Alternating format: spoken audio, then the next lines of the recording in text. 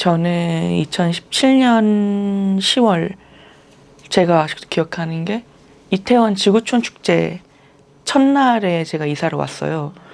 그때 이사를 오고 중간에 회사 때문에 잠깐 한 1년 정도 다른 곳에 살다가 다시 이태원으로 복귀해서 살고 있습니다. 지금은 대학원생이고 미술치료를 공부하고 있습니다. 제가 그 이태원 참사를 현장에서 바로 목격을 하고 제 트라우마를 승화할 수 있는 뭔가 활동이 있어야 되겠다고 생각을 했어요.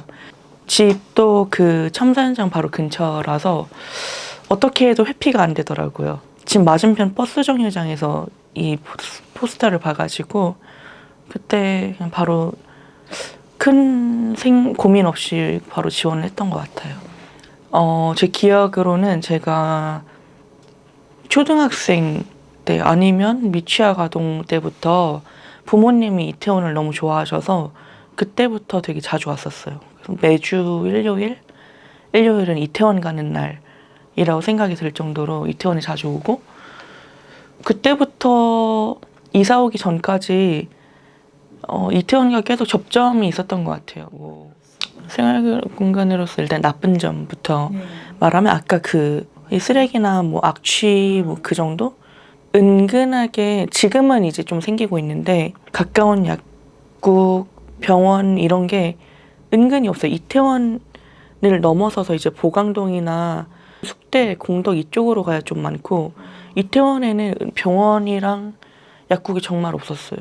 요즘 근데 좀 코로나 지나고 좀 생기더라고요. 그리고 장점이 근데 전 더 많은 것 같아요. 저는 하면은 무기력이 같이 찾아오는 타입이라서 심심한 걸 굉장히 못 견디는 스타일인데, 네, 그래서 그냥 창문 밖으로만 봐도 뭘 하고 있고, 그 다음에 뭐 오늘은 여기 거리에 사람이 많네, 오늘은 뭐 여기 사람이 없네, 막 이런 걸 보고 저 멀리 보면 이제 이슬람 사원 있고 하니까 창문 밖으로만 봐도 되게 좀 재밌거든요. 정서적으로 만족감을 주는 거는 이태원이 이전에 이태원에서 느낄 수 있는 낭만, 이태원에 왜 가고 싶은지 알겠다, 이런 걸 좀 걸으면서 느꼈던 것 같아요. 저는 이제 술을 못해서 카페를 많이 갔는데 이태원에 그 웨이즈 오브 싱이라는 카페가 있었어요. 거기 카페는 이제 제가 너무 좋아해서 그 일을 할 때 인터뷰도 하고 그랬었는데, 거기는 그 복합문화공간이자 이제 카페였는데 이제 전시도 하고 그다음에 뭐 지역 마켓도 열고 그다음에 카페도 하는 그런 좀 이태원의 장점을 그대로 축소시킨 그런 카페였다고 생각을 했는데 폐업했고요. 그래서 너무 아쉬웠고, 그 다음에 뭐 이태원에 되게 좀 오래된 프랜차이즈 카페들이 있었어요. 검색하면 나오는데 이태원역 3번 출구 앞에 있는 할리스가 올해 폐업을 했어요. 이제 그 바로 맞은편으로 옮기긴 했는데 전 그 할리스 되게 좋아했어요. 왜냐면 진짜 오래돼서 오래된 느낌이 나고 모든 공부 시간을 거기서 제가 보냈거든요. 저는 보러 갔다가 참여를 하면은 많이 참여했습니다. 왜냐면 퇴근할 때 항상 참여가 되더라고요. 그래서 저는 할로윈 때 항상 반차나 연차를 냈어요. 집에 가지 않으면 제 집 옆에 클럽이 있어서 그 클럽에 이제 줄이 길면은 제 집으로 좀 들어가기가 어려워서, 이태원을 구경하면서 차가 끊기지 않는 게 주민 특권이잖아요. 그래서 한 새벽에 산책하면서 한 바퀴 쓱 돌고, 그 다음에 이제 가족끼리 걸어 다니면은 좀 인파에 치이니까 차는 서 있으면 그냥 보면 되잖아요. 가족끼리 차 타고 한 바퀴 돌고 이제 저 사람 오늘 잘했다, 올해는 저게 1위다, 막 이런 식으로, 네, 그런 식으로 많이 참여했고, 저희 아빠가 65년생이시거든요. 근데 아빠가 홍대는 옛날이 더 재밌었어, 뭐 맨날 뭐 밴드 공연하고 아빠도 막 뭐 그룹 사운드에서 공연했었다, 뭐 이런 이야기. 그러니까 밴드 문화가 주를 이루는 그런 홍대의 특징. 이태원은 옛날에 진짜 외국인밖에 없었다. 그래서 어디 뭐 술집 가면은 뭐 외국인들이 마시는 뭐 술도 있었고, 이제 이태원의 지금 그 특징 중에 하나가 큰 옷 가게들이잖아요. 이 외국인들 한국 기성복에 없는 외국인 사이즈를 맞추려다 보니까 이제 뭐 옛날에는 뭐 그런 보세 집 엄청 많았고 큰 옷 가게 엄청 많았다 뭐 이런 거를 말씀해 주시는 걸 미루어 보아 이태원의 특징, 이태원 문화를 형성하는데 줄을 빼놓을 수 없는 건 외국인, 미군에 와서 놀았던 그 문화가 어느 정도 많이 영향을 끼쳤다고 생각합니다. 참사에서도 그런 시선이 많았잖아요.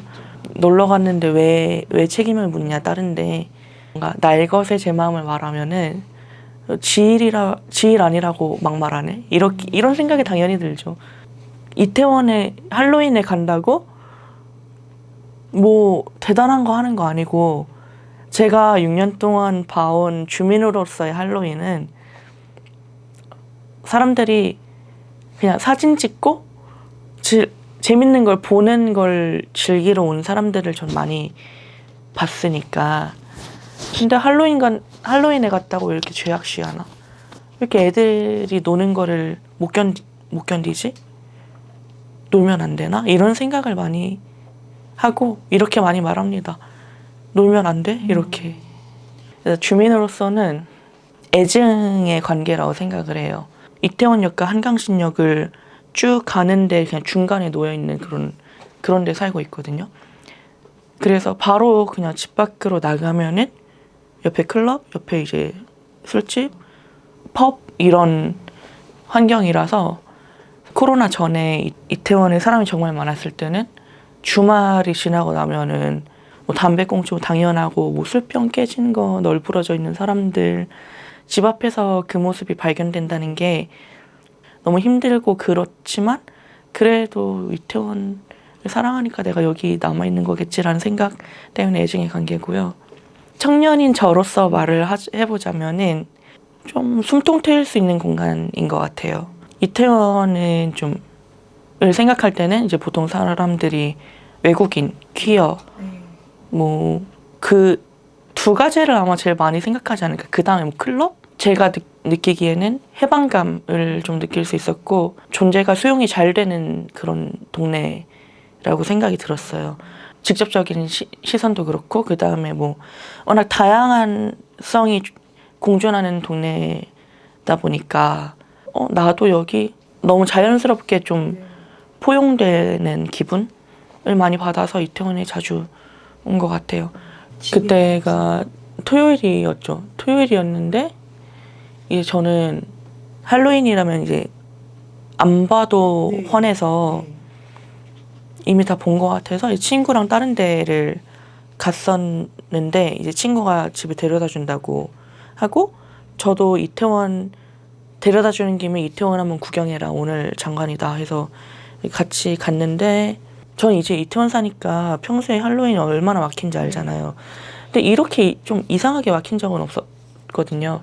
그래서 차가 아예, 보통은 이제 가에 불법 주차가 쭉 돼 있고 가운데는 그나마 이제 지나다니도록 허용은 해주는, 그런 더디지만 허용은 해주는 분위기였는데 왜 이렇게 차가 좀 멈췄지? 이럴 정도로 사람이 진짜 코로나 이후로 처음이라서 정말 많구나라고 생각을 했어요.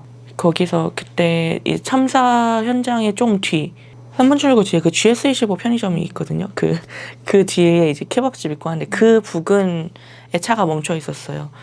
기다리다가 이제 무슨 일인지 인터넷을 검색하려고 핸드폰을 켜서 네이버를 들어갔는데 이제 LTE가 잡히지 않아서, 왜 사람 너무 많으면은 잘 핸드폰 안 터지잖아요. 그렇게 된 거예요. 근데 그때까지만 해도 와, 할로윈 인파 대단하다 막 이렇게만 생각을 했죠. 친구가 구급차 이랬을 때도 저는 원래 지금부터 한 세대 더 지나간다 이렇게만 그냥 얘기했었는데, 이제 제가 심각성을 느꼈을 때는 구급차 그 관할 지역이 이렇게 써 있잖아요. 서초, 도봉, 노원. 왜 저 차들이 여기까지 오지? 이런 생각이 들었을 때, 그때부터 좀 무슨 일이 있나 생각하자마자 소방차들이 이제 줄을 지어서 이렇게 오더라고요. 진짜 너무 끝없이. 그거를 보고 무섭다라고 생각을 했죠.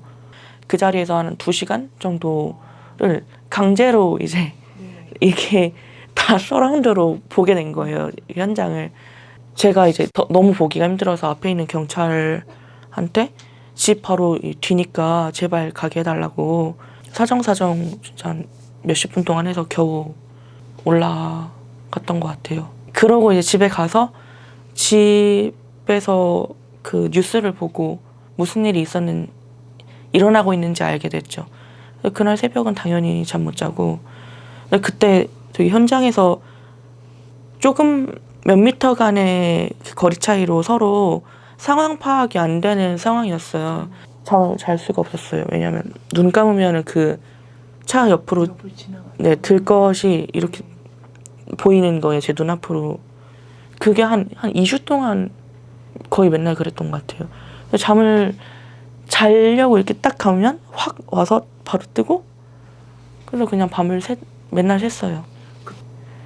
바로 제가 원래 그 개인 상담을 받고 있어서 참사 당일날 아침 9시인가 10시인가에 제가 상담 받고 있는 그 치료사 분이 전화를 해주셔서 괜찮냐고 전화를 해주신 거예요. 그러면서 이제 계속 PTSD 관리를 한 2달 동안 해주셨어요.